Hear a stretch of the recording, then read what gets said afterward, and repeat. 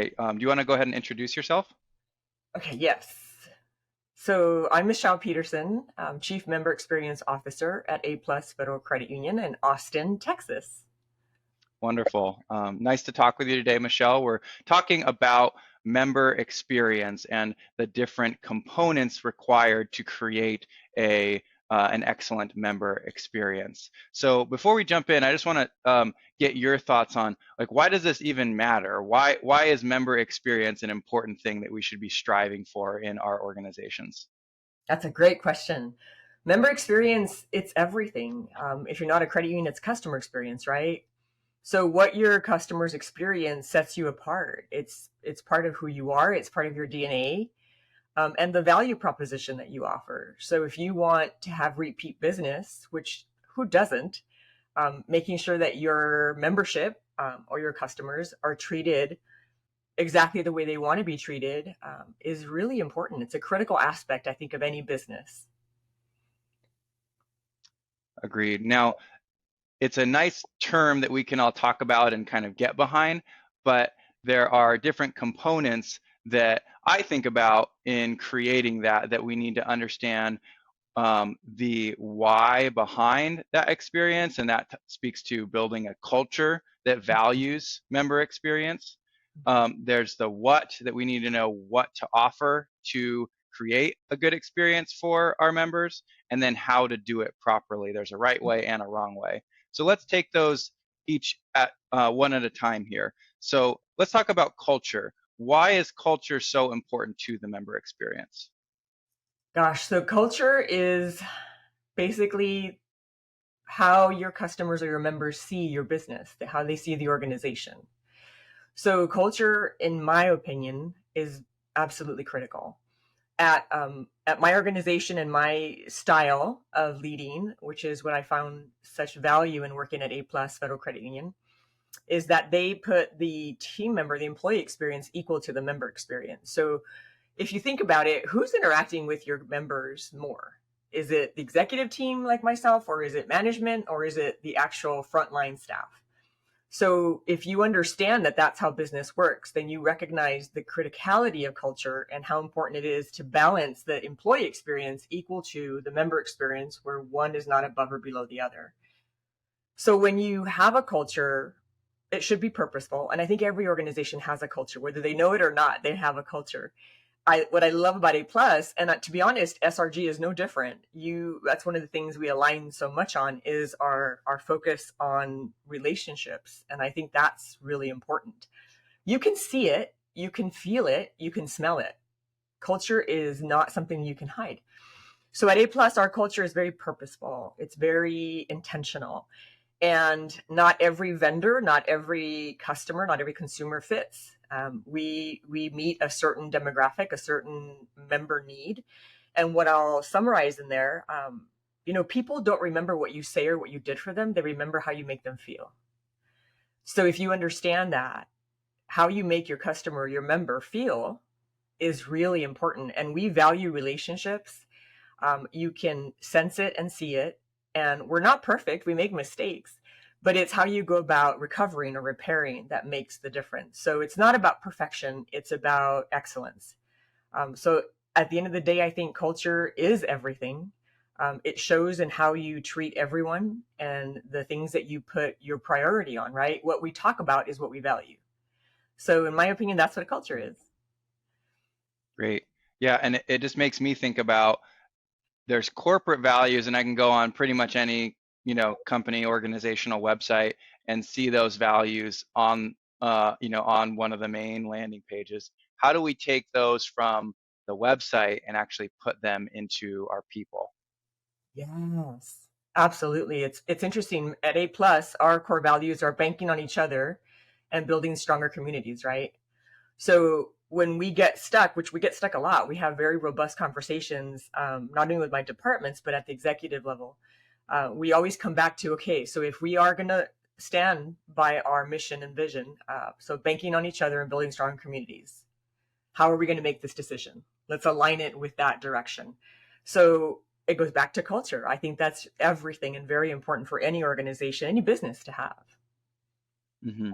And just the fact that you can on the spot say, here are our values. I'll quote them to you right now. It's clearly something that you do discuss and it's repeated day in and day out.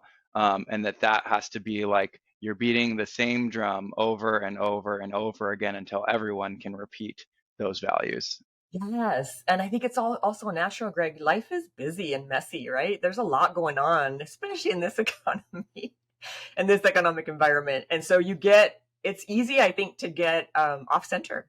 So coming back Mm-hmm. to center with your mantra, with your mission, with your vision, I think is really important. Yep. Yep. Now, let's say we get off kilter, we get a little bit off center, and we've lost our way. What's at stake if we are not intentional about building our culture? Oh, everything. My goodness. I think we have to expect you can't be perfect. Perfection is not reasonable. I think all we can strive for is excellence, and sometimes better before perfect, better before excellent is what we need to do.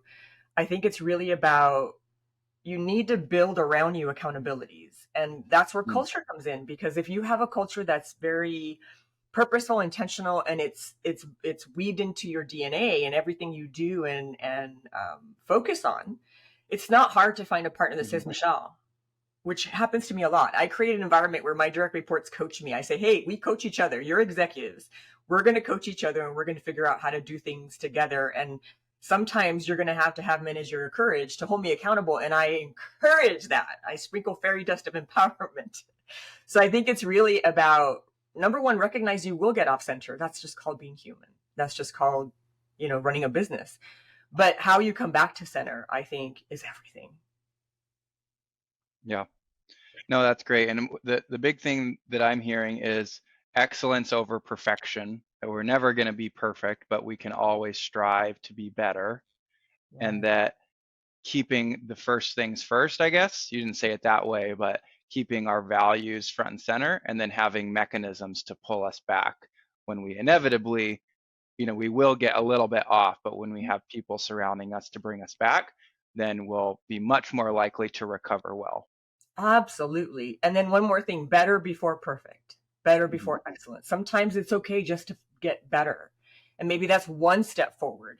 There's a book called Failing Forward. Oh, I love that book because we Mhm. have to fail in order to succeed. And I think we forget that. We can very much get confused and forget that. Yeah. Yeah. So let's shift gears here. We can have a fantastic culture, but if we don't have the knowledge or the skills to actually add value to our members, then it's like, hey, great people, but I don't really know how they're going to help me. So thinking about the product and industry knowledge you need to build in your team, specifically the branch team, the member facing team, how important is credibility when speaking with a member? Oh my gosh, it's so important. It's so interesting. You caught me at the perfect time because we just finished our consultative conversations coaches training, and now we're moving Hmm. into the frontline training on consultative conversations.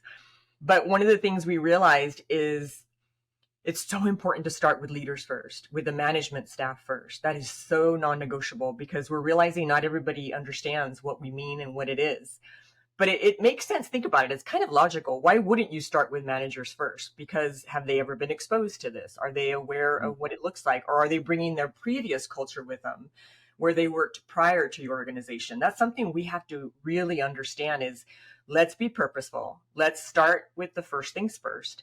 But one of the things we noticed, Greg, is that our management team, some of them really want to do well and want to be perfect, right?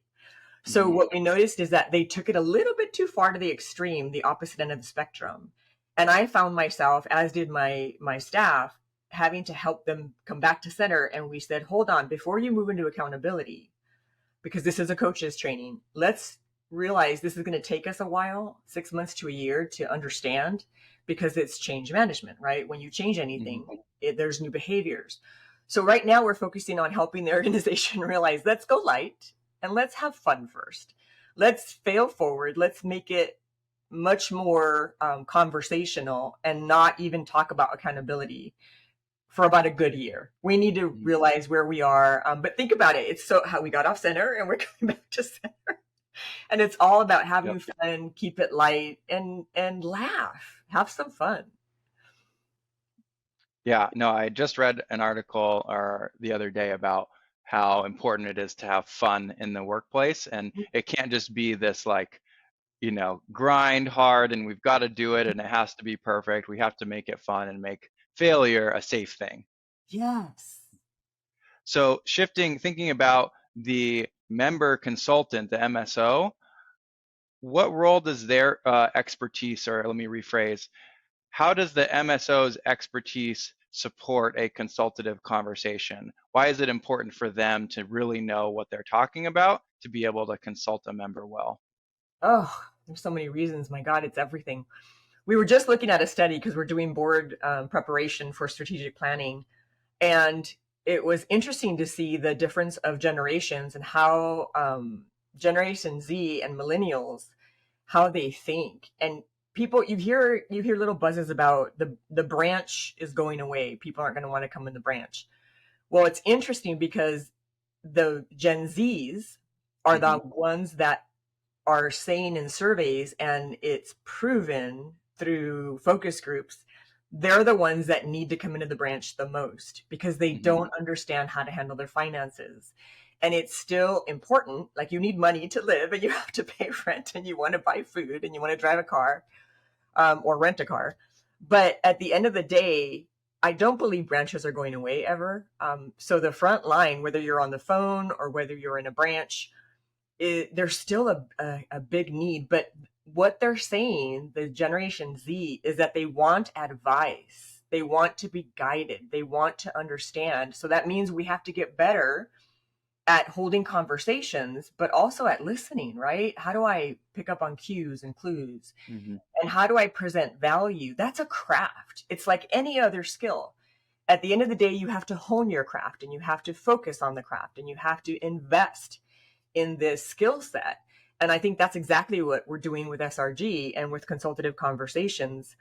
You really positioned us to be able to have a wonderful program. We customized it. We completely made it appropriate language wise for our culture. But it is very exciting to see it. MSOs, the frontline, they are everything. They have all the interactions with your client base, with your members. I don't.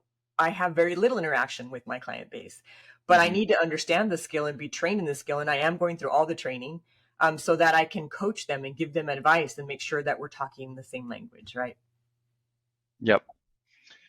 Yeah, being able to get them the knowledge to be able to make recommendations, because ultimately you can't have every conversation in the organization, right? I want to, but I can't. Yep. So something that strikes me, that's not unique to credit unions, but certainly you experience, the frontline team can be a fairly transient group. You're probably not expecting someone to stay in a frontline role for 10, 20 years, right? More like 6 months to a few years. So how do you reconcile that of needing knowledgeable, skilled staff with Hmm. not expecting them to stay forever for there's the 10,000 hour rule to master your craft. Most of your staff are not going to reach that point. So how do you try to keep that knowledge in a transient group? That's a fantastic question. It's really appropriate because right now we did some studies, and about 63% of our frontline staff are new to the role. They've been there less than 2 years. And it's unusual for our organization because pre-COVID, people had been there forever. We had 10-year branch employees, and it was just a different world. So you're speaking, current environment. That's absolutely true. So the way we're approaching it is we're starting with the managers first, because as you know, in any frontline retail environment, managers have more longevity than Mm-hmm. supervisors. Supervisors have more longevity than MSOs, right? Than the frontline staff. So we're really starting with the leaders because they're the ones that are going to hire and be training and onboarding all the new staff. Mm-hmm. But with our SRG Consultative Conversations program, we started with the end in mind. And not only did we want a quality program, but we wanted it sustainable, repeatable, and to have annual refreshers. So I feel like A plus, the way we approached this whole program was right. We started it with recognizing the need for our internal training team to own it and to be Mhm. part of the journey and to guide as consultants the entire journey. So I think it's really important any organization considering this that they realize repeatable, sustainable is a critical component to any training. So just to share a little bit, our leaders, our regional leadership team in branches, um, as we finish our consultative conversations training, we're talking about and we're crafting, creating workshops. So instead of, we go to the corporate training, right? Corporate training trains us. At the end of the Mhm. day, that's just the experience and exposure to what's expected. That's not applying it. Learning and applying is where you really get, I think, the groove and you get into your momentum. That's going to happen with branch leaders. So the regionals are creating a workshop that they're going to be doing between May and the end of the year. And they're going to be Mhm. going out to branches. They're going to have role play. They're going to have fun. They're going to make Mhm. mistakes. They're going to laugh. They're going to reward. They're going to have all kinds of activities around it. We're going to have gamification. But learning and applying doesn't happen in a classroom. It happens when you get back in your real world and you're having interactions with your members or your clients, right? Mhm. So that's sustainable, that's repeatable. And I think anyone looking to launch this, you have to be willing to invest and give it focus and time and effort because we're not going to let this die on the vine. This is now a part of who we are. It's a part of our DNA and it's not going away. And Mhm. so we also trained our entire executive team. So we have all the executive that are directors, AVPs, and above. The entire group has gone through this, and we're putting our money where our mouth is. It's part of the expectation, and it's non-negotiable. Yeah, love it that you're getting every level trained. And what it makes me think of is if I'm a new MSO coming in, I'm seeing everyone already doing it and speaking the language. It's going to lower the barrier to adoption for me as a new person Yeah, when it's just like going to a foreign country. Everyone's speaking exactly. Spanish or French or German. Then I'm going to pick it up a lot faster than if I try to do it in an environment where no one is doing that. Yes. So just to put it in application, so Greg, at the coaches consultative conversations training, I found out that our chief information officer went through the entire training, Hmm. which was multiple days, and that our enterprise risk management senior vice president went through it. And I was like, yes, that's success. Yep. And the group loved that he was there, that they were there, because it's just you don't hear of that, right? Yep. Yep. Yeah, I love it. Um, so now shifting a little bit here, and I want to just do a quick aside. It's okay. It's perfectly fine if we don't even reference like SRG or consultative conversations right now. That it's just talking conceptually about skills. Yes. So we can have a well-intentioned with a positive culture team that is informed and knowledgeable about their products and services. And then there's the how. How do they deliver that message? How do they engage with a member? So what's the issue if we've got knowledgeable, well-intentioned people that struggle in their conversation skills? What's the risk there? It's everything. How our team members deliver value, how they discuss options, how they advise, how they consult a member is everything. So that's where we've built into it inspecting what you expect. It is an absolute expectation that those that are interacting with members and are expected to perfect this skill set, their supervisor, their immediate supervisor, and then their manager above them have expectations and a rhythm of observing. So observation is critical. How do you know a basketball team is playing well? You can't just turn around and ignore them and expect them to do what they're doing. You have to be there and watch, and you have to Mhm. coach in the moment. So observations, while inconvenient, I kid you not, absolutely inconvenient, non-negotiable. It's part of retail. It's part of helping your team members be the best version of themselves, and also having positive intent. Listen, every employee wakes up in the morning excited to be successful. No one wakes Mhm. up excited to fail. But are we going to fail? 1,000%. We're human. We're not robots. There's no perfection. But recognizing that there are going to be failures, that's how you learn. My best lessons in life, Greg, were when I made horrible mistakes, because I'll never make that mistake again. But you have to be allowed to make it. So it's safety and failing, right? You have to be allowed to fail. But creating a culture where observation and observing activities are part of the norm, I think, is the key to success for consultative Mhm. conversations. Yeah.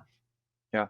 Now, it strikes me a lot of like you were mentioning retail groups before. One of the main criteria for hiring someone is, oh, they're friendly, they have a nice smile, whatever. They seem approachable. How is that different from being a consultant?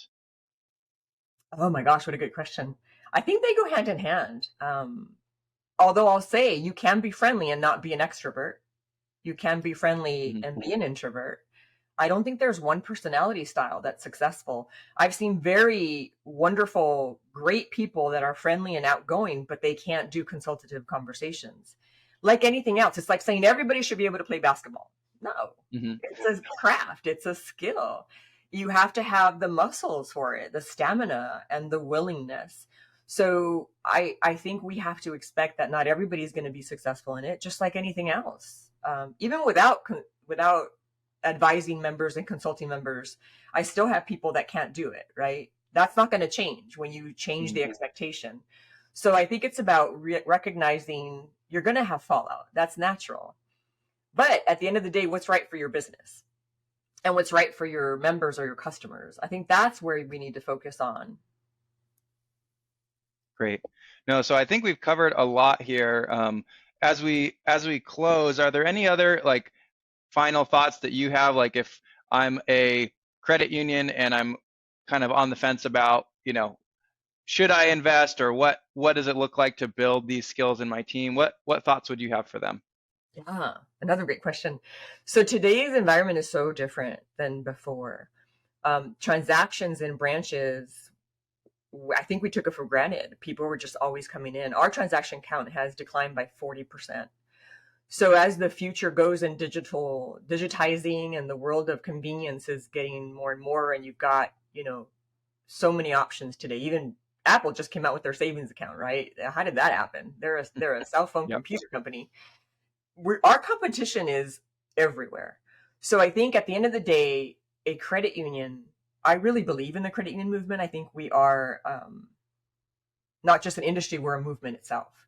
And to keep credit unions viable, I think the days of just being order takers are gone. So as your transactions decline and you have less and less interactions with your client base, your members, it's more important to optimize that interaction. So when your team members are having interactions with members, why wouldn't you want them to have quality discussions that present value in your products and services? Because at the end of the day, what you have to offer is noble. Everyone needs to be able to manage their finances. Why not with a credit union where it's a democratic cooperative environment, and when one member wins, all members win? It just makes sense.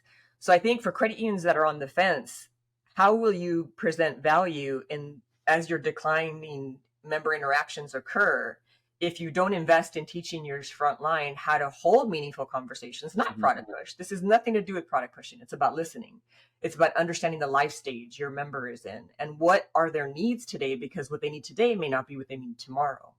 So you can't do one size fits all. You have to customize the advice you give to every member to their individual circumstance.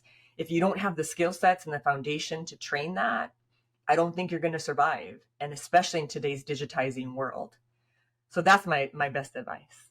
Mm, yeah. Well, thank you for joining today. Really appreciate all of your insight, Michelle.